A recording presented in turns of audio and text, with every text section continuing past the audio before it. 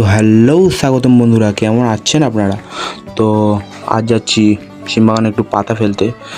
তো দেখুন পুরো ভিডিওটা, ভালো লাগবে। এখান থেকে ভিডিওটা শুরু করা যাক। তো আপনারা যারা প্রথম থেকে আমার ভিডিও দেখেন তারা জানেন আমি এই বাগানটা থেকে প্রথম যে 1.5 বছর আগে যখন আমি প্রথম ভিডিও চালু করেছিলাম তখন আমি এই বাগান থেকেই ভিডিওটা চালু করেছিলাম। তো ধান পেকে যাওয়ার মুখে চলে এসেছে, দেখুন ধান পুরো হলুদ হয়ে গিয়েছে, ধান পেকে গেছে, মানে আর ওই 3-4 দিনের মধ্যে কেটে দেবে ধান। তো ধান কাটার ভিডিও মনে হচ্ছে কালকের থেকেই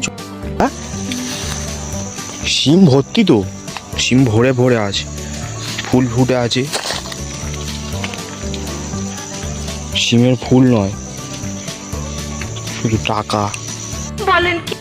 এখন যা শিম উঠবে টাকায় পাওয়া যাবে ভালো, কিন্তু এর পরে শিম উঠলে আর টাকা পাওয়া যাবে না। আর এই প্রথমে শিম মানেই শুধু বিষ আর কি, বিষ। আমাদের এই শিম বাগানে মানে প্রায় 20-30 হাজার টাকার বিষ চলে গিয়েছে শুধু। তো মা এখন পাতা ফেলছে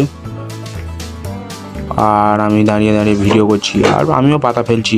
দেখুন কী করে ফেলতে হয়, ধরবেন টুক কেটে যাবে, ফের ধরবেন কেটে যাবে।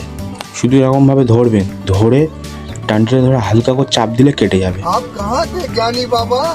তো শিমের পাতা ফেলতে ফেলতে কী পেলাম দেখুন, এরাই তো আমাদের সর্বনাশটা করছে। এদের একটুখানি কি ভালো একটুখানি কাজ করছে, এদের সহ্য হচ্ছে না, তাদের পা দিয়ে পিষে দিয়েছে, বুঝলেন, সেটা দেখায়নি। হ্যাঁ, পাতা ফেললে কি হবে? তুই বললাম কি বলবো, তুমি বলো পাতা ফেললে কি হবে? পাতা ফেললে কি হবে? পাতা ফেললে গাছ পচবে, আর কি হবে?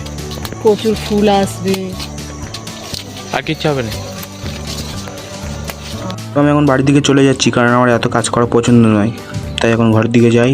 টাটা গাইস, পরে আবার দেখা হবে কোনো একদিন।